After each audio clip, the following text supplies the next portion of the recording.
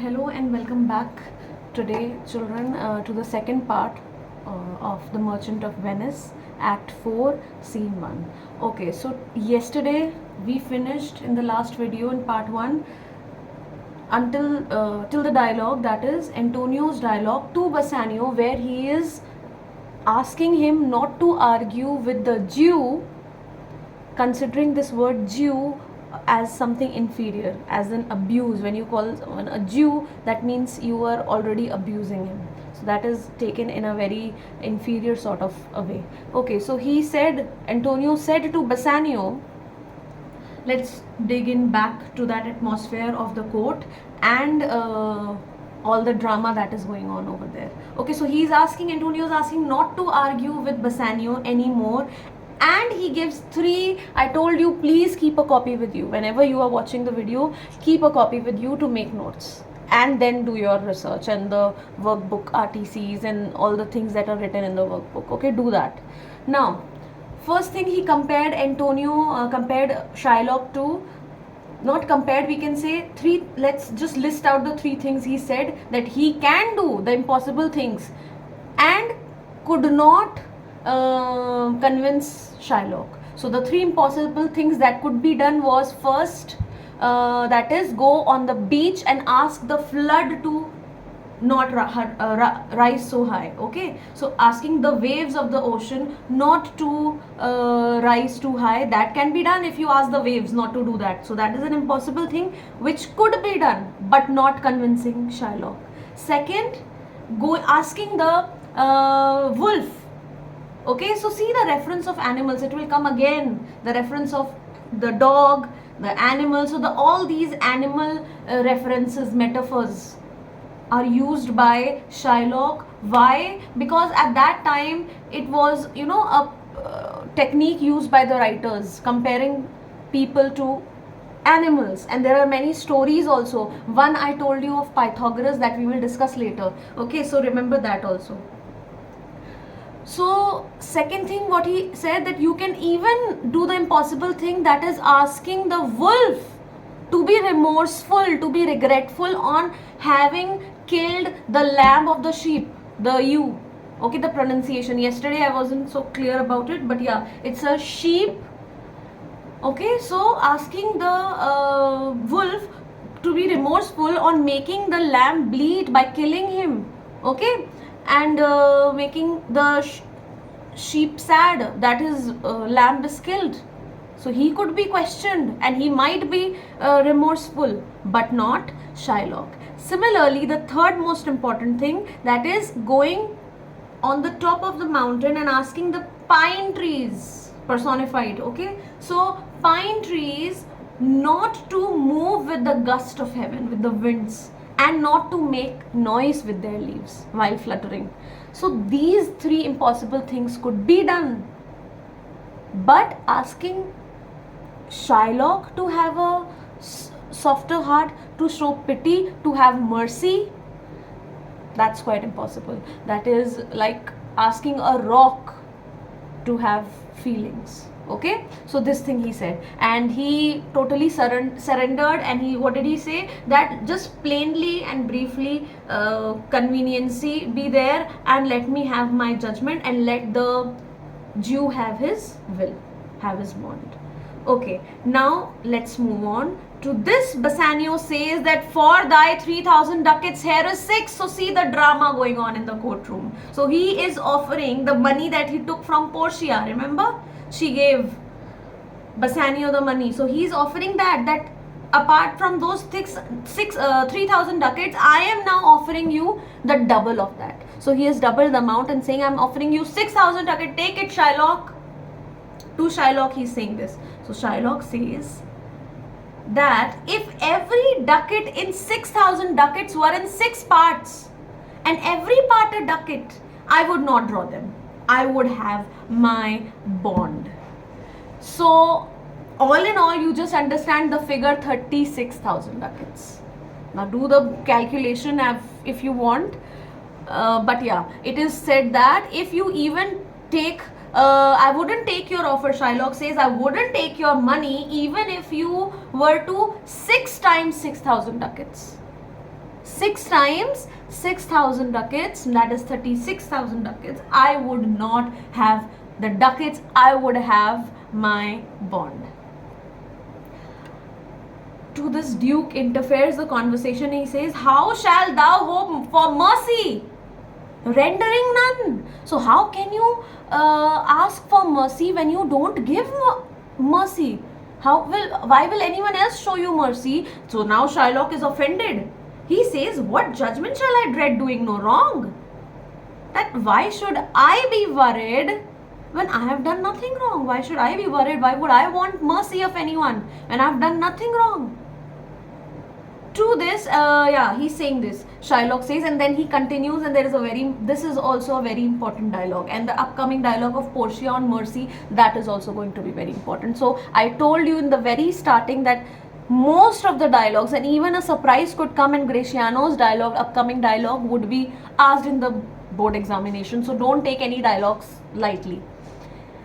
Okay, moving on. So he says that now he always asks a question, counter question, like he was asking Bassanio if you would not kill something, and the serpent question, that would you let him sting you twice. So these questioning sort of way of Shylock to prove himself, rhetorical questions he used to ask. So this thing you should remember. Okay, so to this again one question he asks to the Duke, that is, you have among many a purchased slave, which like your asses and your dogs and mules you use in abject and in slavish parts.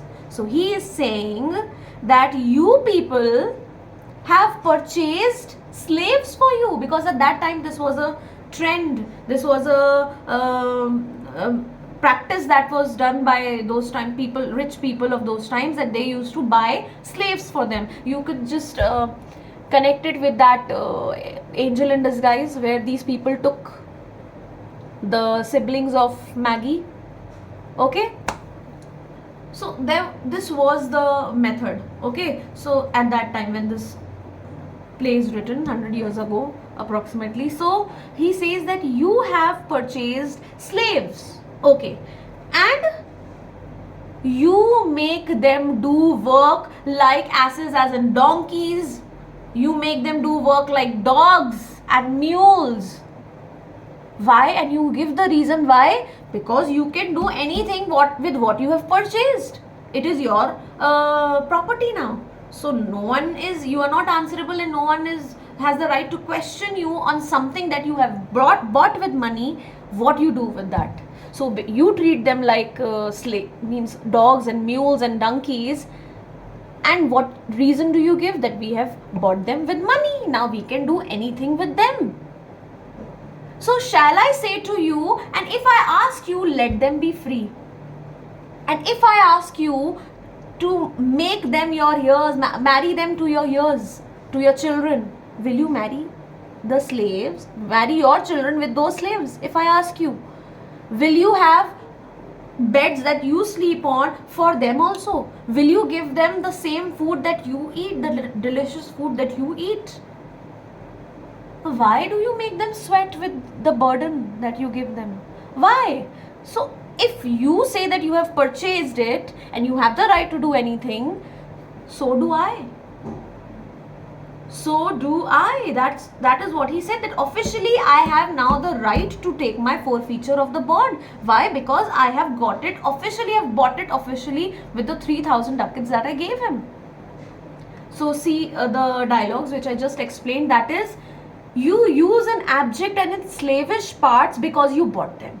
So you use these people which you have bought as slaves, and you give the reason of treating them like this, brutally, so barbaric, in a barbaric way, and you say that because you have purchased you can do anything. And then shall I say to you, let them be free, marry them to your heirs, that is your children. Why sweat they under burdens? Let their beds be made as soft as yours. See the simile over here. So let their beds be as soft as yours, your beds, and let their palates, that is their tongues, be seasoned with such viands, that is, they should also have the same fine food that you eat.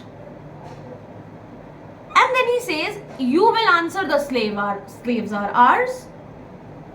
And so do I answer you that this pound of flesh is mine, so I'm going to take it. The pound of flesh, and then he continues, the pound of flesh which I demand of him is dearly bought by me. It is bought by me. So I'm not answerable. So it is mine and I will have it. So he clearly states, it is mine and I will have it. And if you deny me, so already he has threatened that it will come upon your charter, that is your law of Venice. It will be a threat to the law of Venice, and everyone will be questioning your system, and no one would do business with Venice if the law is only flawed. Okay, so again he says that if you deny me, fie upon your law. That is shame on your law. That means there is no law, and legality here in Venice means nothing, and there is no legal power in Venice. So there is no force in the decrees. Decrees of Venice means in the law of Venice. Agreements of Venice. Decrees means agreements. And I stand for judgment. Answer, shall I have it? So he's saying, so I am standing here for my judgment. Now you tell me, shall I have it? What is your response to it? So Duke says, upon my power. Now he is quite baffled after this argument what he should do. So what he says, that I'm going to stop this thing, and I may dismiss this court, he says, unless Bellario, a learned doctor whom I have sent for to determine this, come here today. So he's saying that I have the power to dismiss this court until and unless Bellario. Now I'll tell you in brief the story, backstory of this Bellario and the lawyer and Portia and Nerissa who are going to appear here, is that in the Act 3 we have seen that but after Bassanio and all others, they leave for Antonio after they have received the letter summoning, asking, in which Antonio is asking Bassanio to come and meet him if love persuades him to do so before his death. So reading this, and Bassanio also told this to Portia, that this is the reason I have to go, and all his reality of being so prodigal and not a very rich person, what he was pretending to be. Portia had a plan. What Portia did there in that act was that she told everyone after they left, after Bassanio, Gratiano, all of them left, that me and my maid, that is Nerissa, we are going to the nearest monastery for contemplation, for prayer, for meditation, for prayer of our dear husbands and Antonio. So we are going there, whereas in actuality they were going to Venice behind them.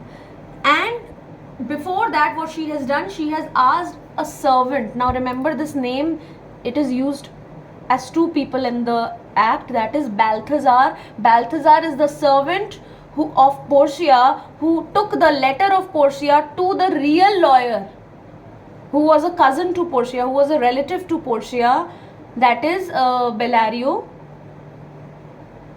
who was a lawyer in Padua. Now Padua, a place that is very selectively chosen by William Shakespeare, was famous for the College of Law over there at that time. Okay, so that's why Padua place is referred in this play. Okay, so she sent this letter to her relative, that is Bellario, who was a lawyer, learned doctor of law. And in that letter she wrote all the things that she required to disguise herself as a man, as a lawyer, and for herself, and Nerissa will be disguised as her clerk. Okay, so you have to remember, when we say Balthazar, remember, was the name of the servant, but now it is the name that Portia will be referred to as when she is disguised as the man, that is a lawyer of Antonio. So let's just recap it. Balthazar was the servant of Portia who took the letter to Bellario, who was the real lawyer, who had to fight this case of Antonio. Whereas he brought things from Bellario to Portia, the things required to disguise him as a man. Okay, and this Nerissa will be her clerk. Now she, that is Portia, named herself Balthazar. Named herself also Balthazar when she went to Venice and pretended to be the lawyer, learned doctor of law, civil law. She named herself Balthazar, and Nerissa will be referred as the clerk. Okay, so now Duke says that I will dismiss the court until and unless the lawyer comes, that is Bellario. He comes here and I have sent a letter to him, he will come. So I will dismiss this court. To this Bellario intervenes and he said, my lord, here stays without a messenger with letters from the doctor, new come from Padua. So he says that there is a messenger standing outside the court with letters from Bellario. So he has a letter, this person, and this person is Nerissa, the clerk.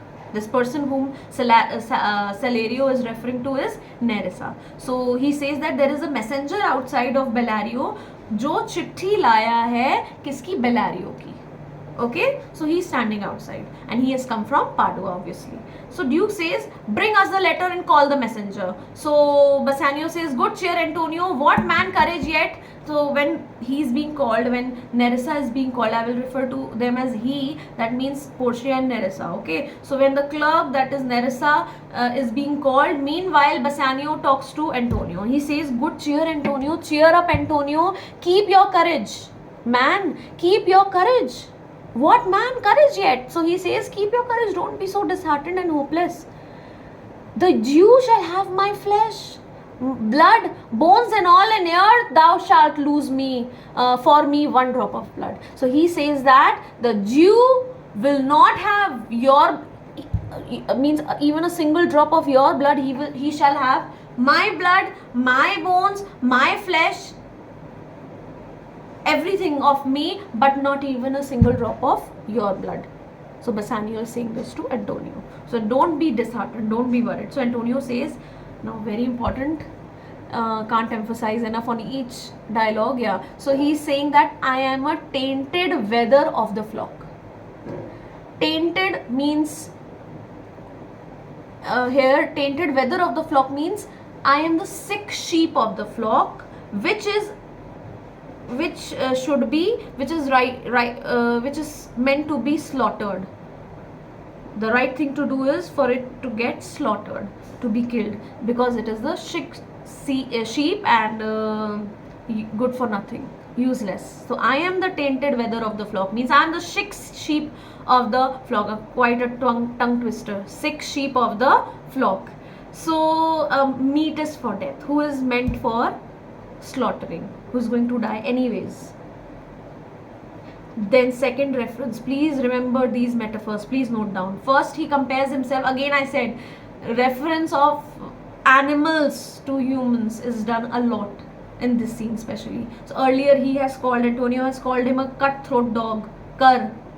Remember? Okay, so he says that I am first of all the weak, the tainted wether of the flock, meatest for death. Second he says, I am, the second metaphor is the weakest kind of fruit drops earliest to the ground, and so let me. So he is comparing himself now to a fruit which falls from the tree unripened because it was not properly connected to its stems, branches. Okay, so he's saying I'm the weakest kind of fruit that drops earliest, जो गिर जाता है पेड़ से बिना raw हुए, बिना ripe हुए, in a raw condition. Okay, so that's why let me be that. You cannot better be employed, Bassanio, than to live still and write mine epitaph. Now he is asking Bassanio that you should, the best thing that you can do, is that you stay alive and write my epitaph.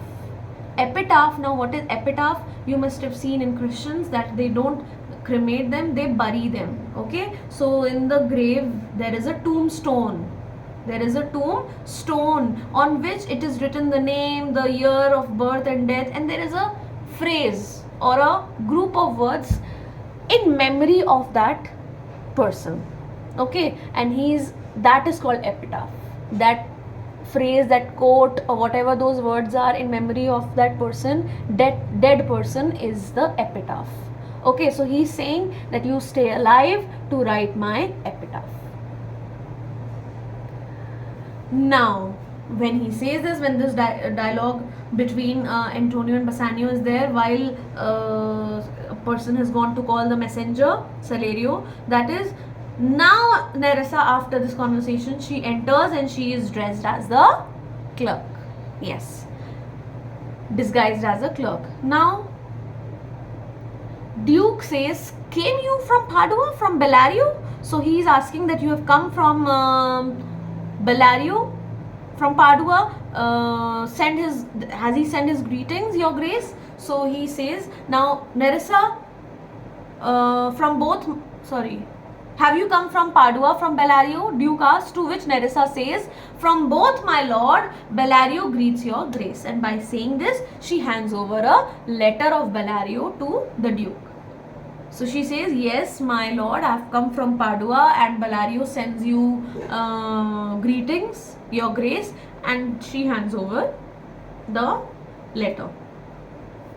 Shylock, and right now what Shylock was doing, see the drama, what he's doing, he's whetting the knife. Whetting the knife means sharpening the knife by which he is going to take the pound of flesh.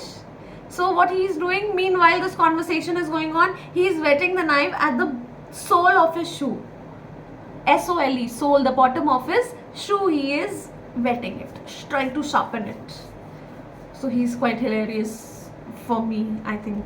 Okay, so he's doing that. So Bassanio says to Shylock, what? Why dost thou whet thy knife so earnestly? That why are you sharpening your knife so eagerly? Why are you sharpening your knife so eagerly? So he says, very bluntly, he says, to cut the forfeiture from that bankrupt there. So he's pointing out to Antonio, he's saying to cut the pound of flesh from that bankrupt over there. Okay, so Gratiano is standing there, and now this dialogue, I told you that a surprise dialogue would come of Gratiano, so you should know everything. So he says, Gratiano enters the conversation and he says that, not on thy soul, but on thy soul. So see the pun over here, pun, that is sounding same but meanings different. Okay, so soul, S-O-L-E, soul, and the second is S-O-U-L, soul. So here he has used the pun, William Shakespeare has used this pun to tell that Gratiano is saying, you are not whetting this knife on your soul, you are whetting this knife on your soul. Means sharpening your knife on your spirit, on your soul. Thou makest thy knife keen. So you are making your this knife keen. By that you are making your soul hard. By whetting this knife, you are not whetting sharpening it on your soul. You are making your S-O-U-L, soul hard, harder, even harder. Already it was hard. Okay. But no metal can, no, not the hangman's axe, bear half the keenness of thy sharp envy. Can no prayers pierce thee? So Gratiano is asking that no blade, not even the executioner, that is hangman's axe. Okay, when the throat is cut. So he's saying that not even the executioner's axe, no other metal is half, see the simile, is half as sharp as your soul, as your envy, your anger, your hatred. Nothing is as sharp as that. No metal, no knife of even the executioner, the hangman. Nothing is as sharp as your envy, your hatred, your jealousy. You are just jealous of Antonio. Then he's asking the question that, can no prayers pierce thee? Means, can no prayers penetrate your heart? Is your heart such a rock that nothing can penetrate? You are just so stubborn, so feelingless. So Shylock says, no. none that thou hast wit enough to make. So he's saying no, not at least no prayers that you people are smart enough to make. So he's just giving this answer that no, nothing, and not means at least not your prayers, because you people are not able to make such prayers smart enough. You're not smart enough to make such prayers. So no, nothing can pierce me. So Graciano now comes to his reality, and he calls him a dog again. So earlier he called him a dog, Antonio, and now Graciano is saying that, oh, be thou damned, execrable dog. Inexcrable means inexorable, as in damned means you are going to hell. You inexcrable dog means you heartless. You, and inexcrable simply means that cannot be stopped, that cannot be softened by mercy. Okay, so you are a dog which has no heart, and you cannot be stopped, and you are going to hell. You are damned, and for thy life let justice be accused. And I just hope that justice should come to you. तुम्हारे साथ you should be given the karma of your actions, what you are doing. So he says, thou almost make me waver in my faith to hold opinion with Pythagoras. Now Pythagoras I discussed with you in the class, and I told you, you also, many of you must be knowing. Now Pythagoras, you till now knew about the theorem of mathematics, right? A square plus b square, whatever it was. So here now you will see the other side, because Pythagoras was not only a skilled mathematician, he was also a philosopher. So he gave this philosophy. Actually Plato also, there is also another philosopher, Plato, who agrees with Pythagoras, although he did not give credit to Pythagoras, but he both say the same thing, that is, according to them, the theory of transmigration of souls from human to animals and animals to human is real. That is something that lives after death. That is our soul. Means our soul and body are some separate entities, and even when we die, what happens? According to them, the soul stays alive and it can penetrate another body. It could be an animal, and an animal's body could come to a human body. So here what he's trying to infer, he's trying to tell is that I agree now with Pythagoras. Who says this? Graciano. Very important dialogue. He says that now I agree with Pythagoras that the souls of animals infuse themselves into the trunks of men. That the souls of animals infuse themselves in the souls of men, into the bodies of men, and your spirit is not of a human because of your actions. Now he's saying that you have a Karish spirit. Karish means a spirit of a dog, breedless dog, a cur, governed by a wolf who hanged for human slaughter. Now he's saying that you have the spirit of a dog, synonym here for wolf. That wolf who was hanged, why was that wolf hanged? It is a story, okay? So that the wolf was hanged because that wolf has killed a man. Okay, because that wolf had killed a man, and it was hanged, and that spirit of that wolf of killing man has entered and infused your body, Shylock, and you don't have a spirit of a human, you have a spirit of a wolf, Karish spirit. And even from the gallows did his soul flee. Gallows, is that place where person is hanged, two poles and the thing where there is the rope and the person is hanged, that is gallows. Okay, the place where the person is hanged, that is gallows. So he's saying from that gallows where that wolf was hanged, its spirit left its body and entered while you were in your mother's pregnant belly. So he's saying that soul fled from there, it it came from there, from that wolf. And while thou layest in thy unhallowed dam, that is in your mother's belly, it entered, infused itself in you. It entered your body when you were still in your mother's pregnant belly. And for thy desires, because your desires are wolfish, please remember these 4 adjectives and use them in your answers. You will use them. That is wolfish, then bloody, then starved, and 4th is ravenous. Ravenous also means extremely hungry. Starved also means totally, which has not eaten anything and it wants food. And bloody means it wants blood, bloodthirsty. And wolfish. You know what wolf is famous for? It is known for its cruelty, cleverness. Okay, so like that. So I think now video is of half an hour already. I'll just take 5 more minutes. Okay, let's just finish till the dialogue of Portia's mercy dialogue, because that is very important. Okay. Shylock says, till thou canst rail the seal from off my bond, thou but offended thy lungs to speak so loud. Why are you can't take me off my contract. You can't rip me. You can't rip the official seal of my contract. You can't breach my contract. You can't find fault in my contract. So why are you speaking so loudly? Because you are only hurting your lungs. Your own lungs. Why are you hurting your own lungs by shouting at the top of your voice? Why are you wasting your energy?